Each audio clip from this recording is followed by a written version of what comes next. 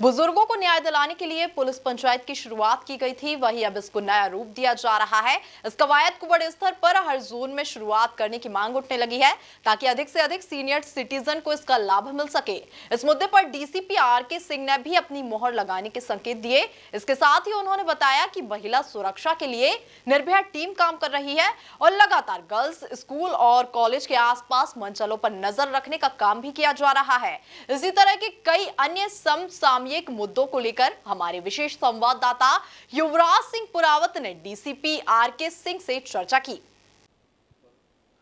मध्य प्रदेश की आर्थिक राजधानी इंदौर में पुलिस ने नया नवाचार किया है। इस नवाचार के तहत इंदौर पुलिस अब टेक्नोलॉजी की मदद ले रही है और एक चैटबॉट बनाया जा रहा है, जिसके माध्यम से कोई भी व्यक्ति डीसीपी से वर्चुअली कनेक्ट हो सकता है। इस कार्य की शुरुआत डीसीपी जोन 1 से की जा रही है। इस वक्त हमारे साथ मौजूद है इंदौर के DCP Rajesh Kumar Singh. Sir, technology की मदद ली जा रही है इंदौर पुलिस के द्वारा, ऐसे में एक नया इनिशिएटिव लिया जा रहा है इंदौर पुलिस के द्वारा, आर्टिफिशियल इंटेलिजेंस की मदद ली जा रही है। कब तक इस कार्य को आपके क्षेत्रों में इम्प्लीमेंट कर दिया जाएगा? ये अभी जो है प्रारंभिक तौर पे जोन 1 में जो सीएम हेल्पलाइन के आवेदक हैं उनको जूम के माध्यम से या वीडियो कॉन्फ्रेंसिंग के अन्य जो चीज़ें हैं उनके माध्यम से जो है उनसे बातचीत सीधे करके और वरिष्ठ अधिकारियों के द्वारा, संबंधित विवेचक के द्वारा और जो पीड़ित है आवेदक है उसके द्वारा आपस में बातचीत करके और उन समस्याओं का समाधान संतुष्टिपूर्वक करने का प्रयास किया गया, जो अपने प्रारंभिक चरण में काफ़ी सफल रहा है। तो इसकी सफलता को देखते हुए पूरे इंदौर कमिश्नरेट में जो है पुलिस विभाग की ओर से इस संबंध में एक योजना बनाई गई है, जिसमें सीएम हेल्पलाइन ही नहीं बल्कि जो अन्य आवेदक भी हैं, अन्य जो जन सुनवाई में अन्य आवेदक आते हैं या अलग अलग समय पर भिन्न भिन्न तकलीफ़ें लेके, समस्याएं लेके जो लोग आते हैं वरिष्ठ अधिकारियों के पास, तो उन सबको जो है थानों पर जो है सभी थानों पर एक वीसी रूम और सभी कार्यालयों में एक वीसी रूम बनाया जाएगा और उसके माध्यम से सब आपस में जुड़े रहेंगे। इसमें यह भी सुविधा बनाई जा रही है कि अगर कोई ऐसा व्यक्ति है जो वृद्ध है, काफ़ी आने में असमर्थ है या कोई विकलांग है, दिव्यांग है और वो उस कारण से नहीं आ सकता है, नहीं कर सकता है, रूबरू आना संभव नहीं उसके लिए, या कोई महिला ऐसी है जो कोई उसकी समस्या है और वहाँ नहीं आ पा रही है, थाने पे या ऑफिस में नहीं आ पा रही है, तो उन सबके लिए जो है एक प्लेटफॉर्म अवेलेबल कराया जाएगा कि वो घर बैठे जो है उसके माध्यम से वरिष्ठ अधिकारियों से, थाने के बीट प्रभारियों से, थाने के थाना प्रभारियों से और इवन हम लोगों से भी जो है वो सीधे तौर पे अपनी वीसी के माध्यम से अपनी समस्या को रख सकती है। और उसी समय जो है थाने पर भी जो वीसी रूम होगा वहाँ पे थाना प्रभारी या विवेचक होगा, तो वरिष्ठ अधिकारी जो सुपरवाइजरी है, जो देखता है कि हाँ चीज़ें सही ढंग से हो रही हैं कि नहीं हो रही हैं, और जो एग्जीक्यूटिव बॉडी हमारी जो थाने का है वो, और जो पीड़ित पक्ष या आवेदक पक्ष जो है वो, तो तीनों एक साथ जो है एक ही प्लेटफॉर्म पे अवेलेबल रहेंगे। और जो अगर पीड़ित को कोई थाने से कुछ लगता है कि हाँ हमको पूरा पर्याप्त मात्रा में सहयोग नहीं मिल पा रहा या जो है जैसा सही है उस ढंग से कार्रवाई में कहीं लेट लतीफ़ी हो रही है, जिससे शिकायतें कई बार आती भी हैं, तो उन सब चीज़ों का उसी समय समाधान हो जाएगा। तो उससे क्या होगा कि एक तो पीड़ित को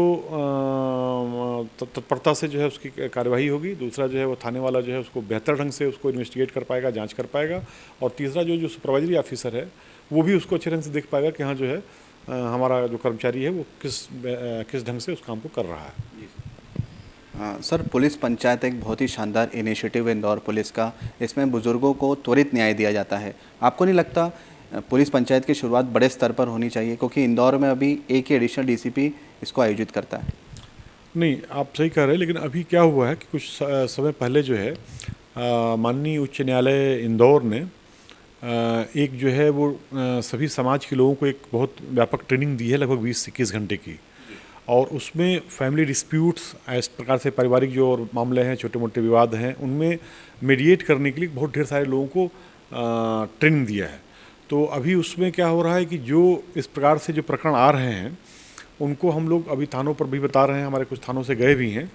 कि बजाय इसको मतलब इस ढंग से करने के, आज जो ऑलरेडी हाई कोर्ट से ट्रेंड मीडिएटर्स हैं उनके माध्यम से, और उनके स्थान भी हैं, 16 स्थानों पे पूरे इंदौर में ये शुरू हो चुका है, 16 अलग अलग समाज के अलग अलग कार्यालय खोले जा चुके हैं, तो उसमें उनको ट्रांसफ़र किया जा रहा है ताकि जो है ज़्यादा स्वतंत्र माहौल में, क्योंकि वहाँ पे कोई पुलिस अधिकारी नहीं होगा, कोई अथॉरिटी नहीं होगी वहाँ पे, और उनके समाज के, जिस समाज का फरियादी है उसी समाज के ही लोग वहाँ पे बैठे होंगे, तो वो बेहतर ढंग से मीडिएट कर पाएंगे बजाय पुलिस पंचायत के।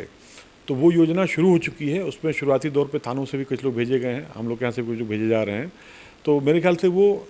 चूँकि हाई कोर्ट के इनिशिएशन पे चल रहा है और पूरे ज़िले में चल रहा है, तो हम लोग उस माध्यम का उपयोग ज़्यादा भविष्य में और करेंगे।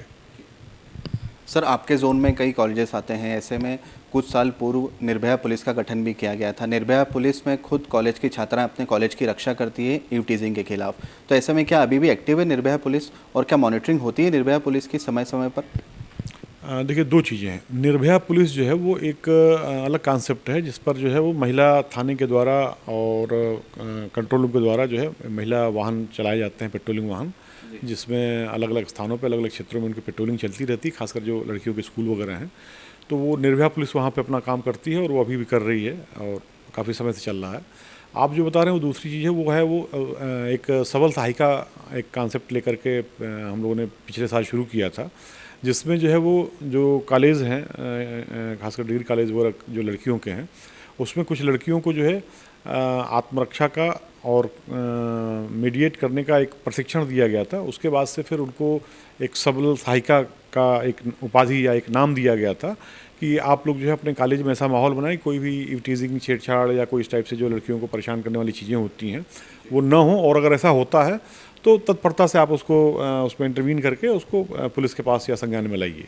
तो ये सबल सहायिका योजना हमारी अभी भी चल रही है, समय समय पर उसकी मॉनिटरिंग होती रहती है, उसकी बैठक होती रहती है। तो ये चीज़ें निर्भया पुलिस का एक अलग कॉन्सेप्ट है, उस पर अलग चल रहा है, और सबल सहायिका जो योजना है वो भी चल रही है, जो अलग प्रकार से चल रही है। सर, एक मामला सामने आ रहा है जो कि अखबारों की लगातार सुर्खियां बटोर रहा है। भंवरकुआं थाना क्षेत्र में एक व्यापारी ने सुसाइड किया था और सुसाइड नोट में कई जिम्मेदारों के नाम भी लिखे थे। ऐसे में उक्त मामले की जांच की आंच कहां तक पहुंची है? ये थाना भंवरकुआं क्षेत्र में एक व्यक्ति के द्वारा कुछ दिनों पहले एक होटल में सुसाइड किया गया था। मूलतः वो रहने वाले कहीं बिहार के हैं, बिहार में किसी ज़िले के हैं, और यहाँ पे राजेंद्र नगर राऊ थाना क्षेत्र में रहते थे। और जो उनकी आवेदन पत्र में जो शिकायतें हैं वो भी राऊ राजेंद्र थाना क्षेत्र के लोगों के संबंध में हैं। उसमें काफ़ी लंबा चौड़ा, करीब मेरे ख्याल से 5 पेज का उनका सुसाइड नोट है,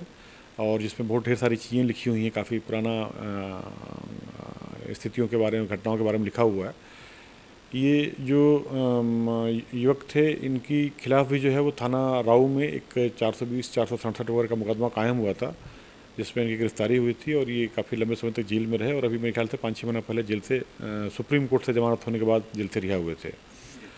और उसमें जो लंबे ढेर सारे तथ्य लिखे हुए हैं उसकी जांच चल रही है। हमारे जो थाना भंवरकुआं की टीम है उनको निर्देशित किया गया है कि उसमें एक एक तथ्य जो भी चीज़ें हैं उसकी सूक्ष्मता से जांच कर ली जाए कि वो जो बताई हुई घटनाएं जो ऑन रिकॉर्ड हैं उससे कितना संगत हैं या कितना उससे असंगत हैं, और उसके आधार पर फिर जो है जब संपूर्ण जांच हो जाएगी तो उसमें जिन लोगों के नाम आए हैं, अगर उनके खिलाफ कोई आपराधिक इस प्रकार सा कृत्य किया गया है जिसके कारण सुसाइड किए हैं, तो धारा 306 के तहत कार्रवाई होगी और फिर आगे विवेचना की जाएगी उसमें। जी हाँ, निश्चित तौर पे तो ये थे इंदौर के डीसीपी राजेश कुमार सिंह, जिनका साफ तौर पर कहना है कि इंदौर पुलिस अब टेक्नोलॉजी की मदद ले रही है और आर्टिफिशियल इंटेलिजेंस की मदद से एक सॉफ्टवेयर तैयार करवाया जा रहा है जिसमें कि व्यक्ति डीसीपी से वर्चुअली कनेक्ट हो सकता है। वीडियो जर्नलिस्ट धर्मेंद्र यादव के साथ युवराज सिंह पोरावत की रिपोर्ट, एमपी न्यूज़, इंदौर।